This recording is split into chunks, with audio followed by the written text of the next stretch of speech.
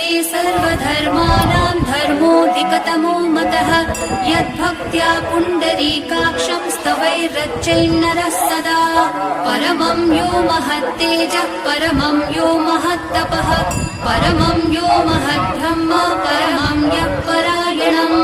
पवित्राणां पवित्रं यो मङ्गलानां च मङ्गलम् दैवतं देवतानां च भूतानां यो व्ययः पिता यतः सर्वाणि भूतानि भवन्त्यादियुगागमे यस्मिन् च प्रलयं यान्ति पुनरेव युगक्षये तस्य लोकप्रधानस्य जगन्नाथस्य भूपते विष्णोर्नाम सहस्रं विशृणु पापभयापहम् यानि नामानि गौणानि विख्यातानि महात्मनः ऋषिभिः परिगीतानि तानि वक्ष्यामि भूपतये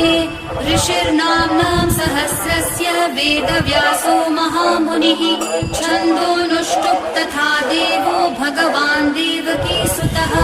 अमृतांशोद्भवो